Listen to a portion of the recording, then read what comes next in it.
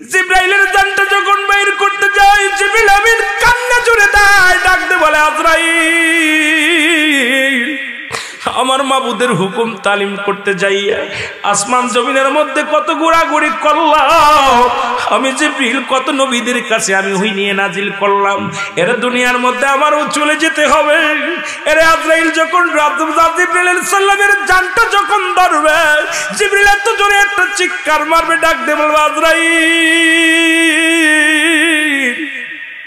আরে মৃত্যু যন্ত্রণা এত কঠিন আমি আগে জানতাম না। আমি জিবরিল, আরে জানটা আস্তে আস্তে ধরো, রুট আমার আস্তে আস্তে লয়ে যাও। আজরাইল বলবে হুজুর, আমি হুকুমের গোড়ার মারবে মৃত্যুর যন্ত্রণা। জিবরিল আমিন এত জোরে একটা চিৎকার মারবে, জিবরিলের আওয়াজ যদি দুনিয়ার মানুষ যদি জিন্দা থাকতো, দুনিয়ার মানুষগুলো হাটপেল করে মারা যেত।